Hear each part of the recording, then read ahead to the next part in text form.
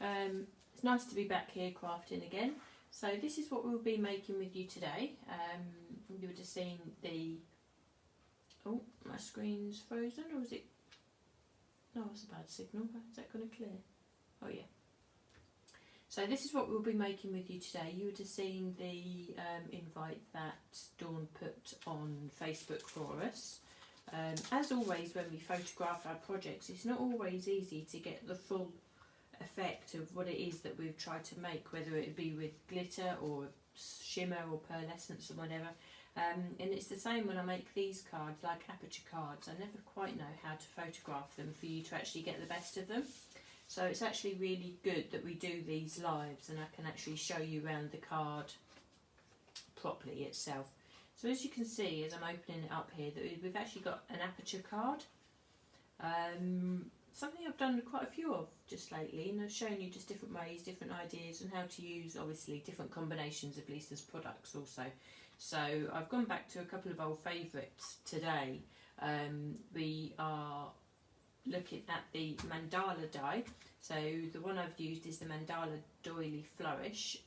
There were a set of 4, I think it was. So some of you may already have these in your stash already. So and probably had great fun using them. The other thing, the other set I'm using today is also the Shabby Florals. A lovely set, a lovely staple that, I mean, you can use a floral on anything. It gives you the option to change the colours up, to layer as much as you want, and it's always just a really nice embellishment.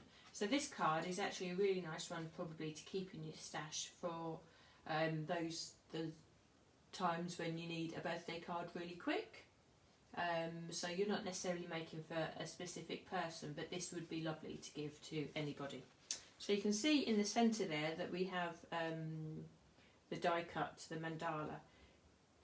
What I've actually done with this one, I've actually cut this from vellum, so it has a real light, sort of translucent quality about it. So I'll show you how I go about making these. Now obviously I'm be utilising the nested scalloped and plain circle dies again. I showed you a slightly different way to use them last week. Again, this week I'll be using them in a much more traditional way, but it just shows that these are another set that you can really reach for time and time again in all sorts of different projects. So creating aperture cards is a really ideal way to use this type of die. Lisa's also brought out the nested scalloped and plain squares also, so that might be something to think about. You could obviously create the apertures with those too. So let's get going.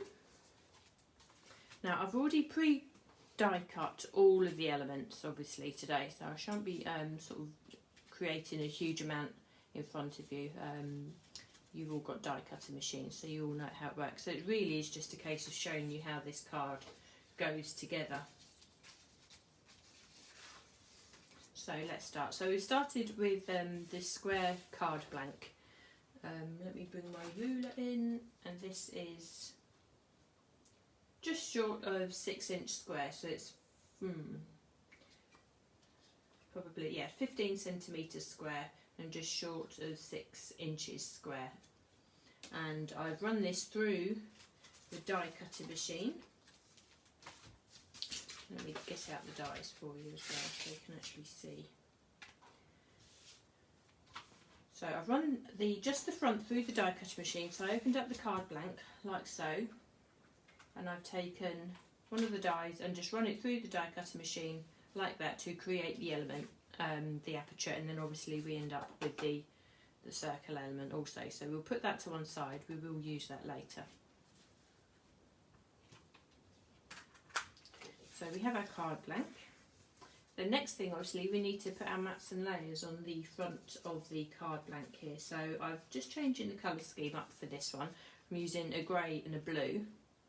And this time I'm actually putting a second mount around the outside of the card, which I didn't do on this initial one. So I've taken my 2 mats and layers, I've just pre-cut them, and I do it all by eye. I tend not to measure, so I just make sure that I've got a nice border around, and then I cut the second mount, the blue mount, at the same time. That's actually going the wrong way round. I did get this in the right orientation. Let me check. Yep, that'll be the way. So I've created, I cut the 2 square mounts first, then I lined it up on the card blank. Then what I tend to do, to make sure that the apertures all line up with each other, I tend to open up the card and I lay it against a window, because you've got that direct light coming through and you can actually see where to lay your circle die on top, and that's just a really good way of lining up all the circles and all the apertures without, you know, taking all the guesswork out of it. If you have a light box at home, then that would work in exactly the same way, actually. I don't, so I just say use a really bright window. You can shine a torch underneath it also, but I think it's just a really nice way to line that up. And you can see that when I actually line this up on the card, all the apertures line up really well with each other. So it takes the guesswork out of it. So I think initially what I'm going to do, I'm just going to glue on. Let me just check I've got that the right way round. Actually, what you would have noticed seeing this grey layer here, that is the aperture on the grey one is actually a bit larger. And I'll tell you why, it's actually reminded me. Before you actually glue all this down, the mounting layer, if you're having a second layer behind, all I've done, just to preserve card, I've taken the second largest of the dies from the die set here. So remember, I would have cut the aperture with this one here. So I've just gone up a size in the die, and I've just repositioned that back onto the grey layer and recut another die, so I end up with a little ring. And you can see that here, and that's what I'm going to use for the front section of the card there. So again, that's something that I can put aside for a little bit later. I just wanted to show you how all of these elements are cut. It's quite economical on the card. So it takes a little bit of sort of thinking initially. I mean, I'm not a natural die cutter. Perhaps if you die cut a lot, you would perhaps even have these elements already sitting around on your desk, which you can be used to sort of embellish cards that you wouldn't necessarily have sort of cut out initially. I know I've got a few circles sort of dotted around on my desk that I could use, but I didn't have a grey, so I needed to cut that. So I'm just going to add that onto there, and we can see we have that nice area which is where that ring frame came out of, but we don't need that just yet. So I put that to one side. I'm just going to allow that to dry. The next element I want to work on then is the mandala. Now I've used as I said, the mandala flourish to actually cut this pattern out, and the mandalas come with, just take this out. We have the main mandala section, then we have the frame around the outside. Now I didn't need to use the frame at this stage, so I've literally just cut this mandala, and this is from vellum, and you can see this has got really light sort of quality to it. It would work equally as well with any of your coloured papers, your pattern papers, or a cardstock. I just wanted to use the vellum because I had some there. So I've cut the mandala from that. Now what I will do at this stage, just to perhaps change it up a little bit, I was lucky enough this morning to actually receive my Lisa Horton blending brushes in the stand. So I was really excited to see those, and of course I just had to use them. And I thought what I could do is just perhaps colour this vellum slightly. Now there are coloured vellums on the market, you may have some of those yourself. What have I done with the blue?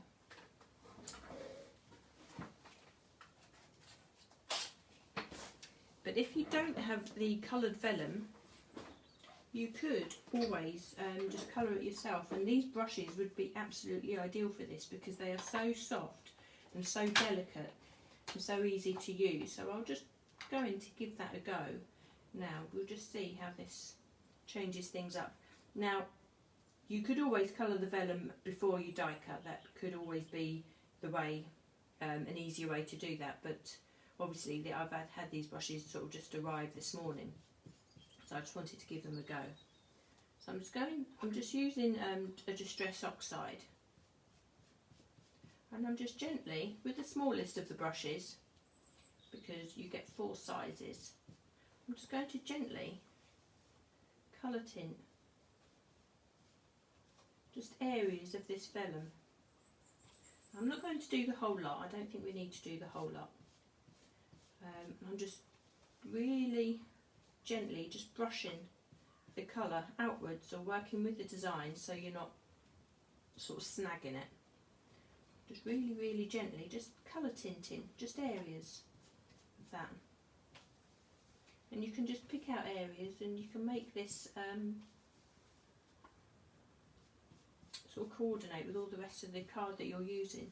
Now the background that I'll be using, or this will be sitting on, is actually white, so these colours will actually pop out really well. So perhaps if I take a die cut, oh, it is showing up on the camera there. You can just see I'm just adding a slight bit of colour. I don't think it needs a huge amount. I mean, that's again entirely up to you.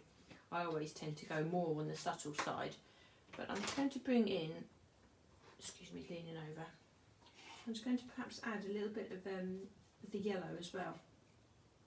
And you can see when I'm using these brushes actually that they sit really nicely in the hand, and as Lisa was showing you on her shows on Create and Craft, was it last week? That's how I lose track of the time. That you have a lot of flexibility in the head here, and that actually gives you the chance to work really gently with that colour and just brush that colour onto the vellum. And you can actually be quite controlled with that, especially with these smaller brushes. So I'm not going to go mad, I'm only going to add a tiny bit of colour. Perhaps just brush a little bit around the outside there. And that should give a lovely hint of colour. So I'll leave it at that.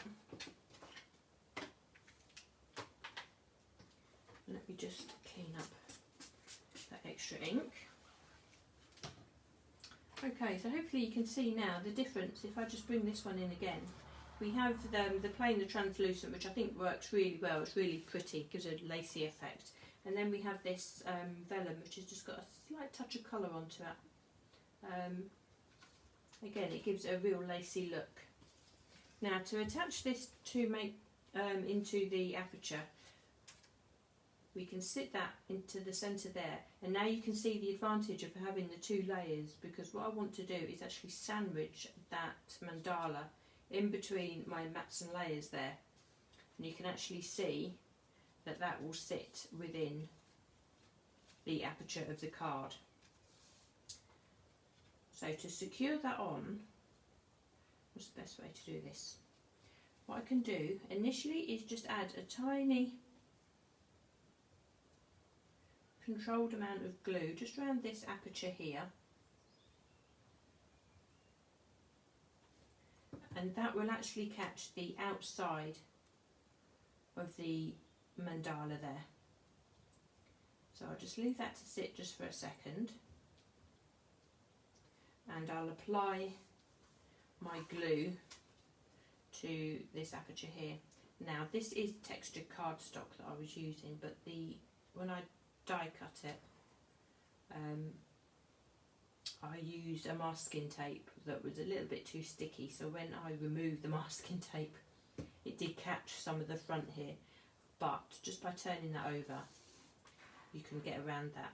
Now this ring of glue that I put around the aperture, again on this, is what will actually catch the other side of the mandala here. So we are sandwiching that quite securely within those two layers.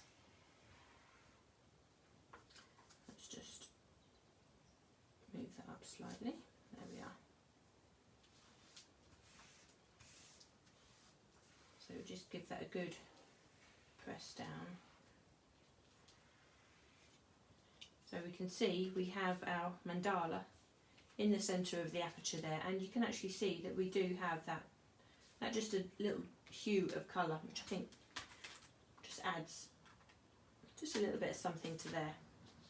Okay, what we can actually do now, just to tidy up this raw edge, we can add our grey frame to there, and I think that just frames that central window just lovely. So we're going to add our glue.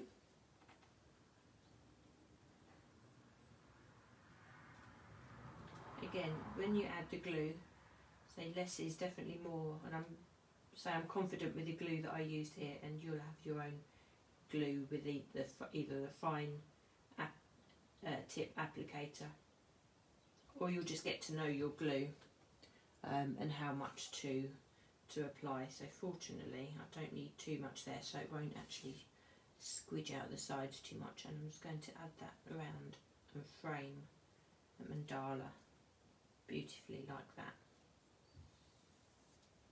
There we are. And I'm using a grey cardstock to line this as opposed to a black. It looks a little bit darker on the screen, but it's got a lovely sort of smoky grey colour. I think that just really works well as a highlight. So we have our mandala there. Now, I said before that we have our circle from when we cut out the aperture of the card, so we can actually start using this and start building up the centre circle, and you can really go to town on the centre of the card here. You could always use a different colour and build it up, but I think the fact that we've got these circles running through with the mandala here, I think it's just a really nice theme to run with. So we're going to put this on the inside. So I'm going to add my glue again. I did start off with a colour on the inside here, but I always refer back to white. I do, especially on the inside of the card, when you're sort of conscious that you need to write the sentiment. Right, to line this up, to make sure I have this in exactly the right place, I'm just replacing it back into the aperture of the card, and I'm just going to close the card down. So when we write the card and we turn that round, we know that we have this in exactly the right place. It's just a really good way just to line that up.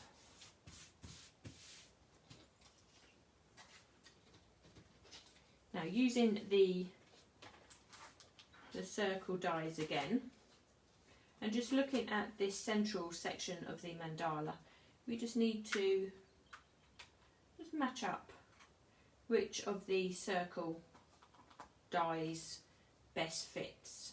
Now you can go larger if you like, or you can go smaller. So it's entirely up to you. This is where you can play.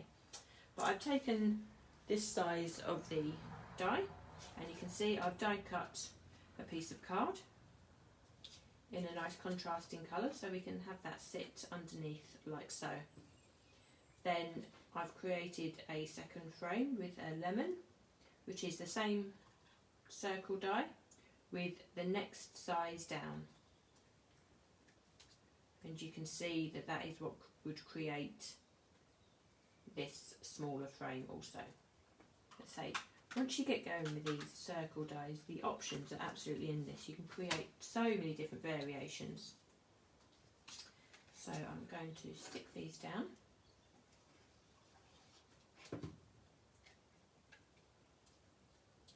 Now, fortunately, this mandala has got an open centre, which is partly why I chose this one, and that actually gives you the option then just to manipulate that. Excuse me, just manipulate that centre circle there, so we have that position just right. And now we can place our lemon ring around the outside. Okay, so we have this layering up really nice. And I think it's nice when you make the aperture cards, there's obviously the inside of the cards needs to be a standalone. It needs to look as effective on its own when the card is open, but obviously it needs to work as a whole when we actually close the card up, and you can see now that that is actually working with the mandala on the outside. Now, one of the reasons why I chose this design particularly is because I wanted to make use of this this quite sort of large aperture within the mandala itself to actually put the sentiment. And just going back to the earlier designs from Lisa, we have the mandala craft stamp set, and I remembered it had this disc with a sentiment on it, many happy returns. And it just so happens, of course, that this would fit within the centre of the die cut, which I thought was absolutely perfect. So I've taken the stamp, I've already got that mounted in a small piece of card, and I can't let too many projects go by without stamping something, and I haven't done a stamped project for a while. So I'm going to stamp out that sentiment. I'm using archival ink, the watering can, purely because I like the colour and I think they'll match really well with the grey in the card. So let me give that a stamp. Make sure that's really pressed down well.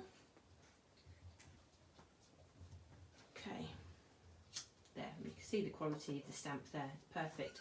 Now you can either take your scissors and obviously cut that out, or we can come back to the... Oh, hi Lisa, I know he's back joining a bit late, that's no problem at all. Okay, so to cut out the sentiment, we can come back to our mandala die, and what we can do, we can actually position that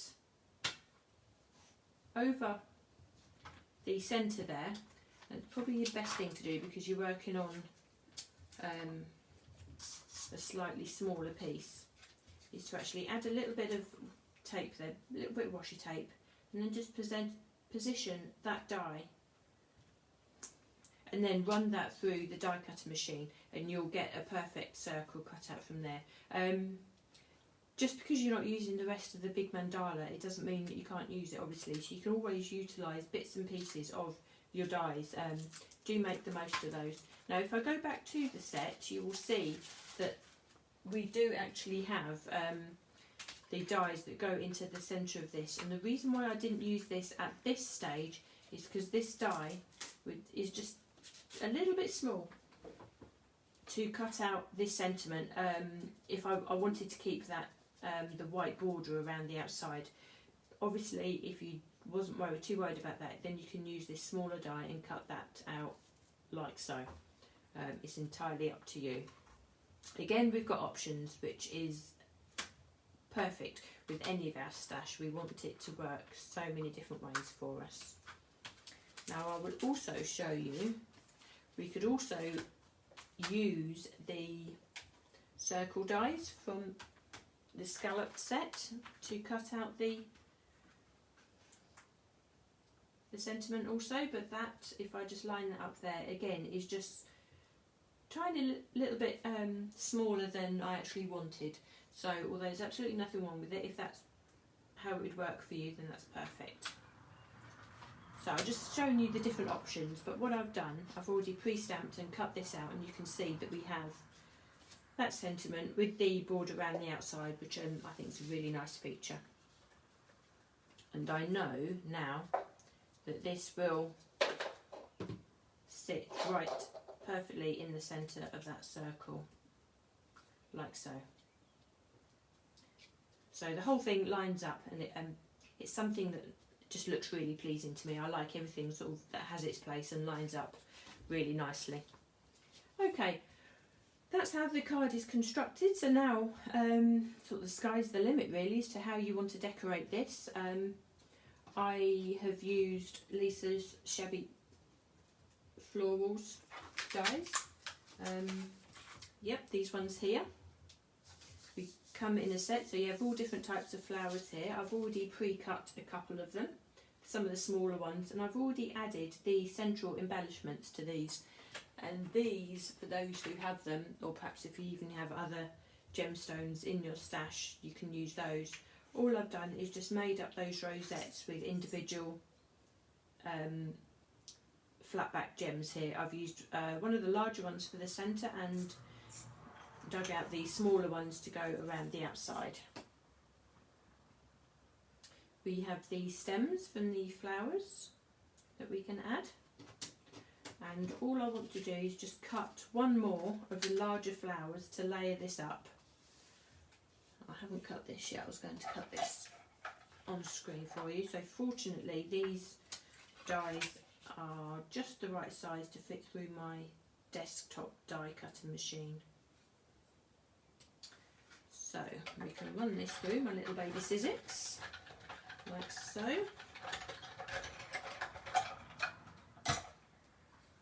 And you can just see how reliable these dies are. I know that just one run through there, it will give me the perfect die cut. And look at the detail in there.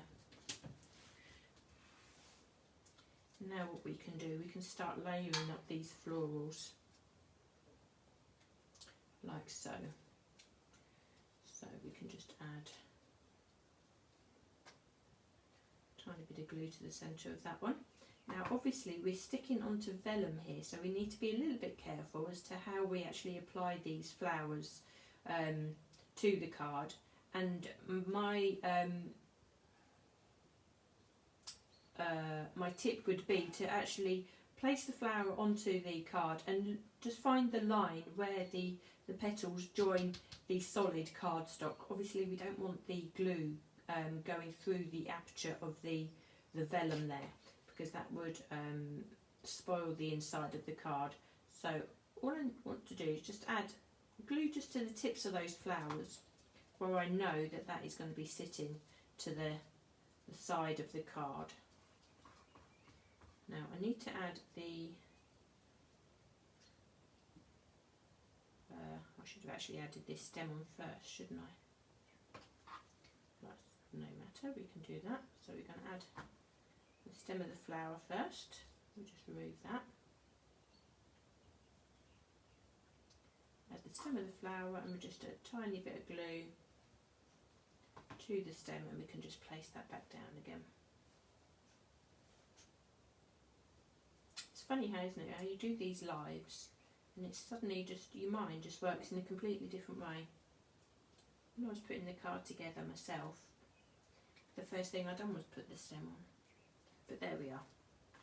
We can rectify that, no problem. And we can make sure we put the stem on first on this time. There we are. And then we can just see where that flower is going to sit there. And all I'm going to do is just add, oh hang on, it's got caught in the aperture. Oh, there's nothing like a live demo, is there? I'll just put a little bit of glue on the underside. Now probably what you can't see, oh, it says I've got the puppy walking around with my feet and she's actually grabbing my bin and running off with it at the moment. So there's never a dull moment around here at the moment. And now I've got to make sure that she doesn't get to my feet. She's a little monkey and she is a proper puppy into everything. Very cute, mind. Okay, so now we've got the stems of the flowers on there, so all we need to do is just trim those down, of course, like so. There we are. There we are, and we have our card put together.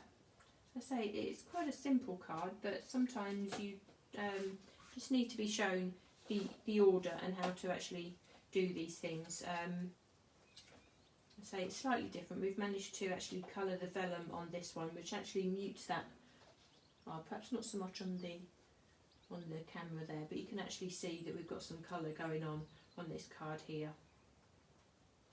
You can see also on this card that I experimented and just left the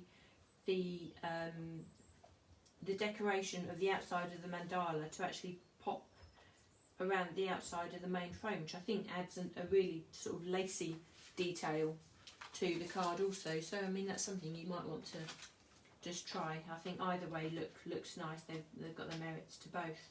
So I want to tell you, sweet. Yes, Poppy's keeping me company. She does keep wandering under the desk and finding things that I'd lost, you know, a good while ago. She certainly keeps us on our toes at the moment, that's for sure. Okay, Lisa's saying you have flowers on so many of your cards now. I know, I think once you start using them, Lisa, you just want to be using them on a lot of things, don't they? Especially when you try different colour combinations. You just get sort of inspired and think, oh, I'll just try this and I'll try that. You can certainly lose yourself in the playing of this.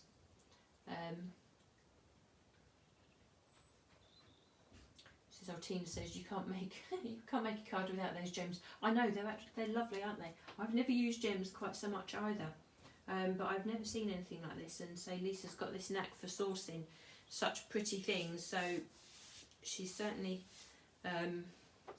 keeping us in all the bling and making us embellish our cards probably all the more than we used to in the past. Right, I think I'd best leave you there. I think I need to go and rescue the puppy from a pile of paper I can hear her on. Thanks so much for joining me this afternoon. I shall get the video sorted and get this up on YouTube either today or tomorrow, so keep an eye on that. If you haven't subscribed to our YouTube channel, it'll be worth going over and having a look. There's some brilliant tutorials on there from all of the team, as well as Lisa herself. Do join us again on Wednesday evening, where I believe Natasha is with us tomorrow evening with another project, and I think Dawn again is with us on Friday afternoon, possibly at a new time at 1 o'clock. Was it 1 o'clock? But do check, because she'll put a notice in the Facebook group also. Lisa has a show coming back up with us on the 7th of February, and again, it's one of those shows you won't want to miss. There's some amazing things coming to us there also. So I shall love you and leave you, and look forward to seeing you again next Tuesday. Bye everyone.